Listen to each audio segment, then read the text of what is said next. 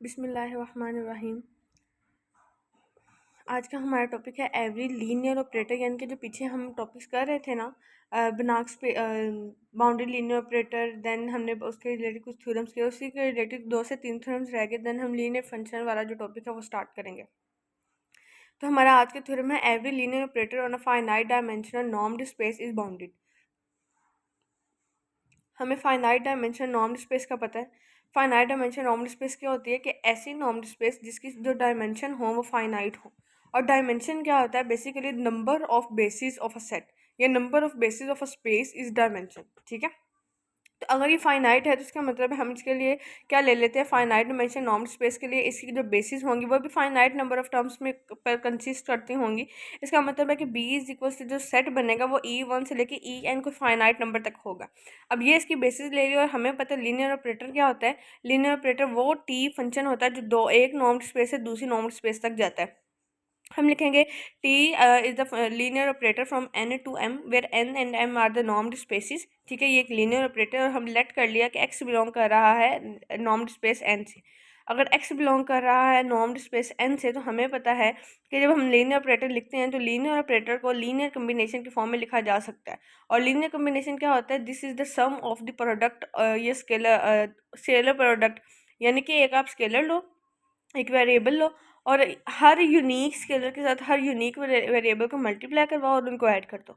तो मैंने इसलिए यहाँ पे लिख दिया, ये हमारे पास बेसिस है, उसको जब लीनियर कम्बिनेशन की फॉर्म में लिखा तो x इज इक्वल टू आगे summation I is equal to 1 to M x I E I। अब यहाँ पे लीनियरिटी की डेफिनेशन के अकॉर्डिंग जब इसके ऊपर लीनियर ऑपरेटर टी अप्लाई करेंगे तो आ जाएगा T of X equal to summation I is equal to 1 to N x I T of E I। ठीक है, अब यहाँ पे क्या होगा हमारे पास कि अब दोनों साइड्स पे जब हम नॉर्म अप्लाई करेंगे तो नॉर्म अप्लाई करने के बाद आ जाएगा norm of T of X is equal to norm of T of X is equal to summation X I is equal to 1 to N x I T of E I। ठीक है, अब जब हमें पता है कि जब हम किसी भी नॉर्म को सेपरेट करते हैं तो नॉर्म सेपरेट करने के बाद क्या होता है कि लेस देन की इनइक्वालिटी आती है और जो हमारे पास वेरिएबल होता है या हमारे पास जो स्केलर होता है वो आ जाता है हमारे पास एब्सोल्यूट वैल्यू की फॉर्म में। तो हमने लिख दिया absolute value of x i into norm of T of e i. ठीक है, अब यहाँ पे हमें पता है कि जो लेट कर लिया हमने कि summation I is equal to 1 to N absolute value of X है, इस पूरी टर्म को नाम दे दिया हमने, इसको एज इट लिख दिया और summation norm of T of e i इसको हमने नाम दे दिया बी, क्योंकि ये जो समेशन है ये इसके ऊपर भी अप्लाई हो रहा है, ये इसके ऊपर भी अप्लाई हो रहा है। तो इसके साथ जो अप्लाई हो रहा है इसको मैंने एज इट लिख दिया और इसको साथ जो अप्लाई हो रहा है उसको मैंने नाम दे दिया बी का। तो इस तरह से हमारे पास क्या होगा कि norm of T of X less than बन गया B into summation I is equal to 1 to N absolute value of X है, इसको हमने नाम दे दिया इक्वेशन 1 का।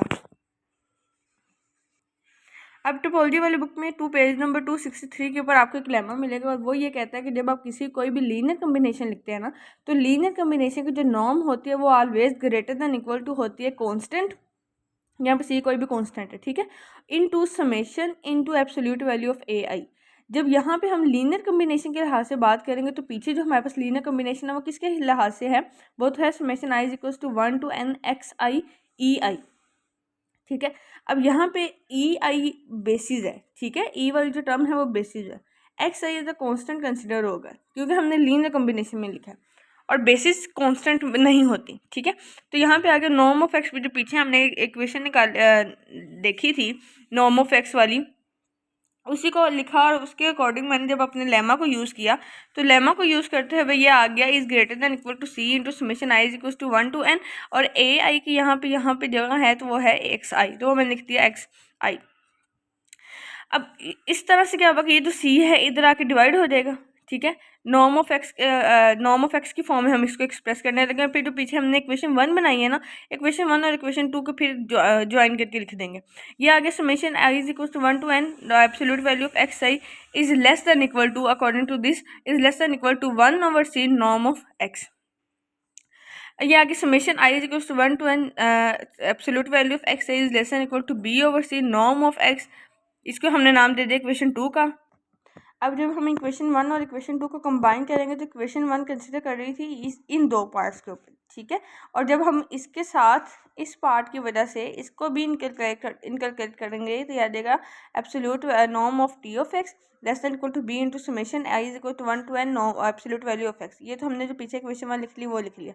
हमने देखा कि ये जो इक्वेशन है, ये जो टर्म है, ये देखिए ये वाली, तो यहाँ पे मैंने 20 को इसलिए मल्टीप्लाई करवाया कि इसके साथ अगर मैं b मल्टीप्लाई करवाऊंगी इस पूरी टर्म के साथ, इस साइड पे b आना है, वो यहाँ पे मिसिंग है, b मल्टीप्लाई करवाऊंगी तो हम कंपेयर कर सकते हैं, क्योंकि हमारे पास यहाँ पे जो दरम्यान वाली टर्म इसके साथ b है, तो मैं दरम्यान वाली टर्म के साथ जब इसको कंपेयर करूँगी तो मुझे यहाँ पे भी तो b चाहिए ना, इसलिए यहाँ पे b मल्टीप्लाई करवाना है दोनों साइड पे। तो ये आ जाएगा less than equal to T of X less than equal to B into summation I X equal to 1 to n absolute value of X है। जब ये वैल्यू ये वाली टर्म एडजस्ट ही हो जाएंगे तो ये क्या है, ये फर्दर लेस देन है B over C norm of X से। और बी ओवर सी को हमने एक और, क्योंकि दोनों ही कांस्टेंट है, हमने कांस्टेंट के का नाम दे दिया, तो हमारे पास बन गया absolute value norm of T of X is less than equal to K into norm of X. और बाउंडेड की डेफिनेशन यही है कि आप फंक्शन के ऊपर या वेरिएबल के ऊपर जब लीनियर ऑपरेटर अप्लाई करें तो वो लेस देन इक्वल टू आए constant into the norm of that function जिसके ऊपर आप नॉर्म अप्लाई कर रहे होते हैं, ये फंक्शन अप्लाई कर रहे होते हैं। तो ये बाउंडेड की डेफिनेशन बन गई, hence T is bounded. Next ये जो हमारे पास थ्योरम है, ये बहुत इंपॉर्टेंट थ्योरम है, ये एमसीक्यूज में भी, शॉर्ट में भी और लॉन्ग में भी, तीनों में इसके आंसर के आने के चांसेस है। तो हमारे पास स्टेटमेंट क्या है, लेट T1 एक हमारे पास लीनियर ऑपरेटर है जो n से m नॉर्म स्पेस के ऊपर लाई कर रहा है, और T2 अगेन एक लीनियर ऑपरेटर है जो m से k linear operator norm spaces के ऊपर जो है m से k की तरफ है। तो ये क्या है, बाउंड्री लीनियर ऑपरेटर्स हैं, और उसने क्या है कि T2 इंटू T1 यानी कि जब दोनों एक साइड से मल्टीप्लाई होंगे तो ये बाउंडेड है। और आपने ये प्रूव करना है कि norm of T2 into T1 less than equal to है norm of T into norm of T1, ठीक है। हमें ये वैसे भी पता है जब नॉर्म को सेपरेट करते हैं तो लेस देन की जो इनइक्वालिटी वो आ जाती है। और ये आप T1 इंटू T2 लिखें नॉर्म के साथ, या T2 इंटू T1 लिखें, तो ये एक ही बात है, ये चीज़ हमने प्रूव करनी है। और पर्टिकुलरली वो ये कह रहा है कि अगर आपके पास जो T लीनियर ऑपरेटर है, बाउंड्री लीनियर ऑपरेटर है, अगर वो आइडेंटिटी फंक्शन बन जाए, आइडेंटिटी लीनियर ऑपरेटर बन जाए, तो आपने ये प्रूव करना है कि norm of T raise to power n is less than equal to norm of T की पावर होल पावर n। यानी कि हमने ये चीज़ प्रूव करनी है कि आप पावर अंदर लें और फिर उसका नॉर्म लें, ये basically less than equal to होती है norm of T whole power n। तो इसके लिए हमें जो उसने T1 और T2 दो बाउंडेड लीनियर ऑपरेटर्स दिए वो हमने लिए, और T1 और T2 की नॉर्म ली। हमें पता है ये एग्जिस्ट भी कर रही होंगी, ये फाइनाइट भी होंगी, क्योंकि यहाँ पे जो उसने n पावर ली है वो फाइनाइट है।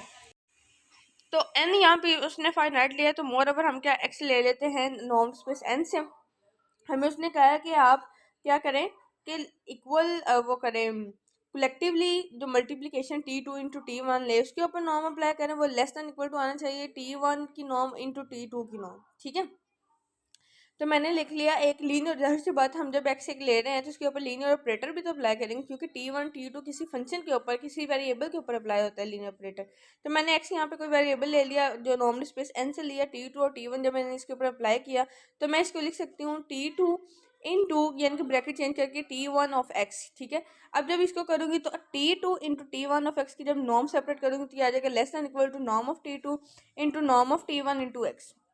अगेन ये दो वेरिएबल्स हैं, एक लीनियर ऑपरेटर एक वेरिएबल है, और हमें ये भी पता है कि जब इसकी नॉर्म सेपरेट करेंगे तो क्या हो जाएगा norm of T2 into norm of T1 और नॉर्म ऑफ x। तो ये लेस देन इक्वल टू आ जाएगा norm of T1 into norm of T2 into norm of x, क्योंकि मल्टीप्लाई ए भी करें या बी ए करें it doesn't make any effect.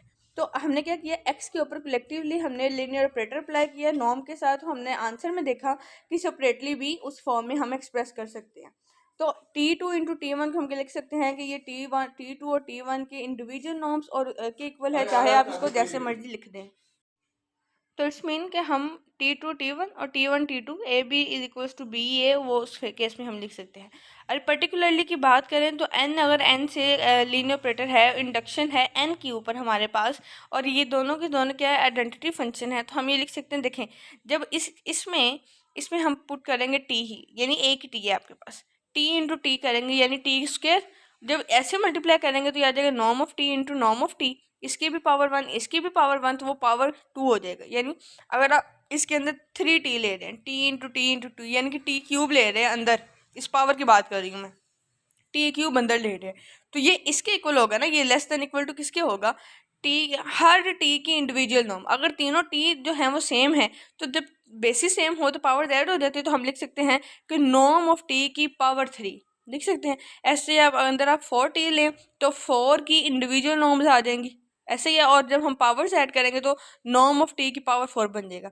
This means हम लिख सकते हैं norm of T raise to power n is less than equal to norm of T whole power n। तो ये भी चीज़ हमारे पास प्रूव हो गई।